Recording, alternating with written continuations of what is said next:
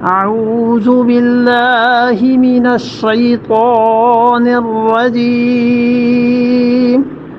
بسم الله الرحمن الرحيم وقالوا مهما تأتنا به من آيات لتسحرنا بها فما نحن لك بمؤمنين. اور بولے کون؟ فرعون کی قوم والے. انہوں نے کہا مہما، جو کچھ بھی. یہ جو مہما کا لفظ ہے اصل میں دو ماں ملنے سے بنا ہے. ہونا تو یہ لفظ ایسے تھا کہ ماں پہلا ماں جو تھا وہ شرط کا، اگر اس معنی میں، اور دوسرا ماں جو تھا وہ تاکید کے لیے. تو تکرار ماں یہ لفظ چونکہ تکرار دو مرتبہ آ جاتے تو زبان پر ذرا ثقیل گراں محسوس ہوتے ہیں، اس لیے پہلے ماں کے آخر پہ جو الف تھا نا، اس الف کو تبدیل کیا گیا ہا میں، اور اس کو ہا کو تبدیل کر کے دوسرا ماں پورا جوڑ دیا گیا اس کے سامنے. تو پھر یہ ماں کی بجائے ماں بن گیا. اور ماں اس سے آسان ہے مہما پڑھنے میں نا. اس طرح یہ عربوں نے اپنی زبان میں اس طرح سے کیا ہے. وقالو مہما تأتینا، کہنے لگے حضرت موسیٰ علیہ الصلوۃ والسلام سے کہ مہما جو کچھ بھی تأتینا لے آؤ، من آیتن نشانی معجزہ، جو کچھ بھی لے آؤ. اب ہوگا کیا اس سے جو کچھ بھی تم معجزہ لے آؤ؟ پہلے دیکھو کتنی غلط بات کی، لتسحرنا، تاکہ تو جادو کر دے، بہا، اس معجزے کے ذریعے ہم پہ اگر تم جادو کرو، کوئی بھی معجزہ تم لے آؤ، لتسحرنا بہا، تاکہ تم اس سے ہمارے لیے جادو کرو، تو کیا ہوگا؟ فما نحن لک بمؤمنین، ہم تمہیں ہرگز نہیں مانیں گے. آخر پہ نتیجہ اس کا نکال دیا. اور ان کا مہما جو کچھ بھی تاتینا لے آئے آپ بہی من آیتن، کوئی بھی معجزہ ہم دیکھ لیں. ہاتھ کا معجزہ دیکھ لیا، سانپ کا دیکھ لیا، یہ چیزیں جو دیکھ رہے ہیں ہم، کوئی بھی معجزہ آ جائے، اصل میں تو تم کرتے یہ ہو والعیاذ باللہ لتسحرنا بہا، کہ اس کے ذریعے ہم پہ جادو کرو.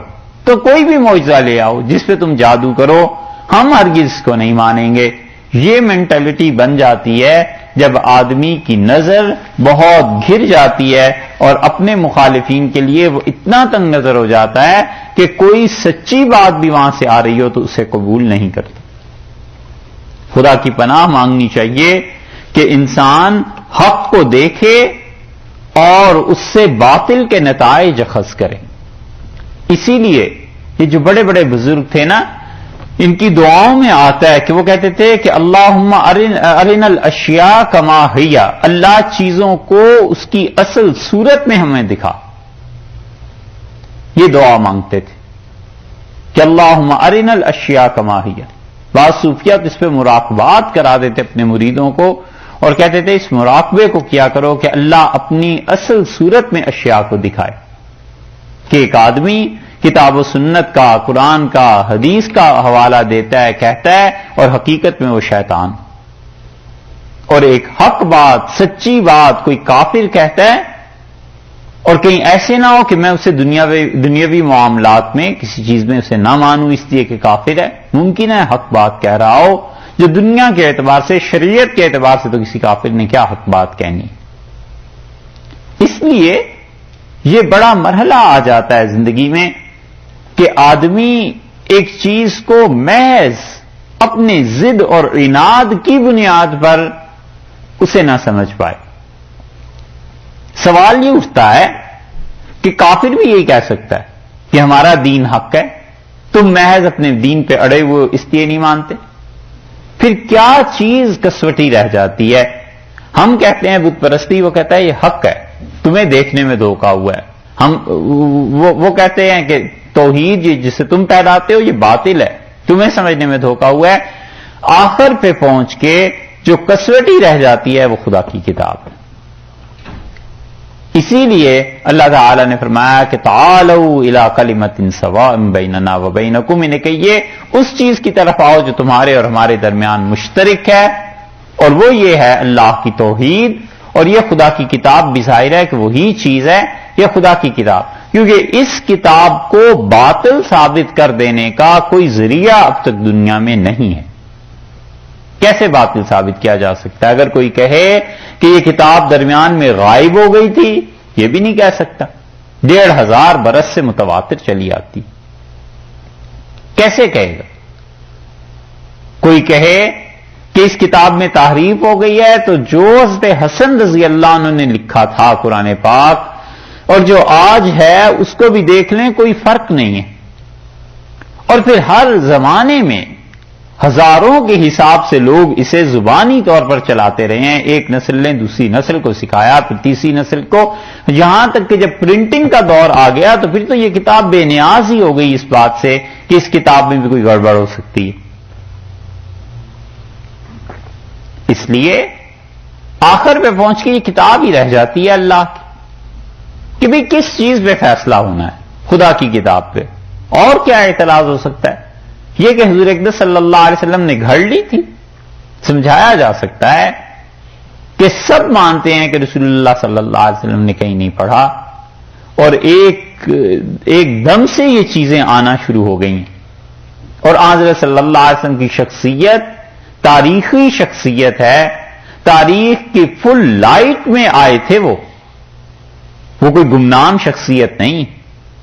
حضرت موسیٰ علیہ السلام کے متعلق قرآن کو نکال دیں، یہودی خود دیکھ لیں کتنا سیدنا موسیٰ علیہ السلام کی شخصیت پہ لکھ سکتے ہیں، صحیح ترین روایات کتنی آ جائیں گی، 100 صفحے نہیں بنتے۔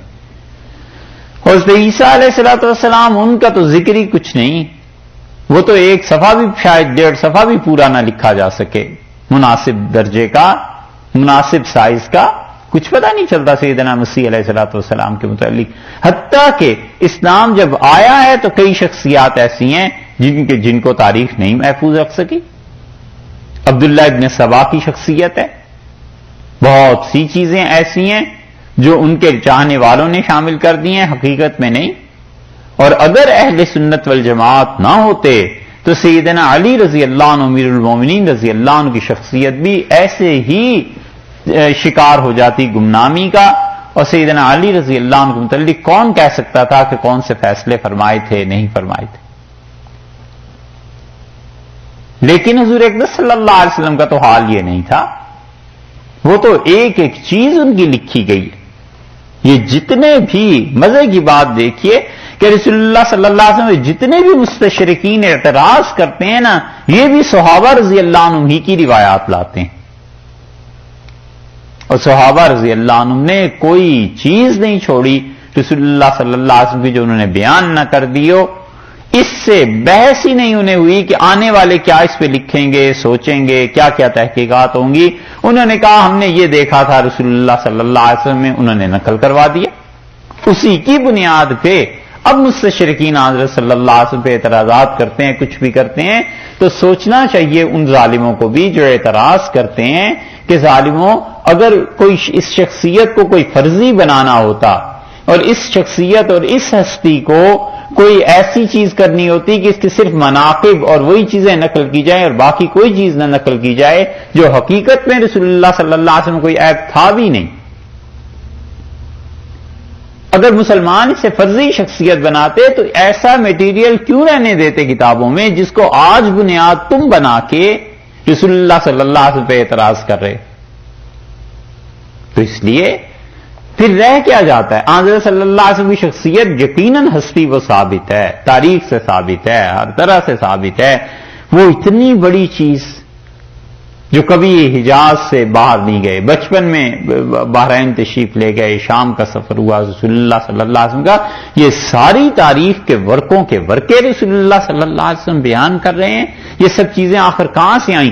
اسی لیے تو قرآن یہ کہتا ہے کہ ہم نے یہ بھیجی ہیں، اللہ پورے اعتماد سے کہتا ہے کہ ہم نے یہ وحی بھیجی ہے، ہم اس کے ذمہ دار ہیں، جو باتیں ہم نے بتائی ہیں یہ ہم نے ہی بتائی ہیں۔ اس لیے لے دے کے خدا کی کتاب رہ جاتی ہے بس، جو کفر اور اسلام کے درمیان کرائٹیریا ہے کہ وہ اس کو مانے سب سے پہلے کہ یہ خدا کی کتاب ہے، باقی پھر باتیں بعد کی. تو چیزیں اپنی اصل حالت میں کسی انسان کو نظر آنے لگیں، یہ بہت بڑا خدا کا انعام ہے، وگرنہ جادو بھی ہو جاتا ہے.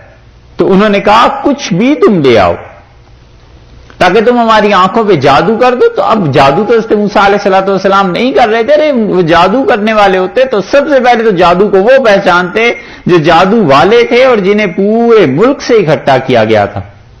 انہوں نے تو نہ کر دی، انہوں نے کہا یہ جادو نہیں ہے. اب باقی وہ اپنے پاس سے کہے چلے جا رہے ہیں کہ نہیں جی جادو. تو کسی بھی پیغام اور کسی بھی حق پہ اگر انسان کا دماغ یہ بن جائے کہ اس کی تو ہر حال میں مخالفت کرنی ہے، پھر یہی ہوا کرتا ہے. یہ وہی چیز ہے جو اہل مکہ نے رسول اللہ صلی اللہ علیہ وسلم کو بھی کہا تھا کہ اگر تم آسمان سے جا کر کتاب لے آؤ جسے ہم لمسوہ بِأَيْدِهِمْ اپنے ہاتھوں سے چھو لیں، وہ لوگ اس کے باوجود نہیں مانیں گے. اور اس سے یہ بھی پتا چلتا ہے کہ جو مخالفین ہوا کرتے ہیں مناسب حد تک بس تردید کر دینی چاہیے، اس سے زیادہ اس کے پیچھے نہیں پڑنا چاہیے، کیونکہ جتنے بھی آپ ثبوت دیتے چلے جائیں گے وہ ضد میں آ کر اسے اور بڑھاتا چلا جائے گا.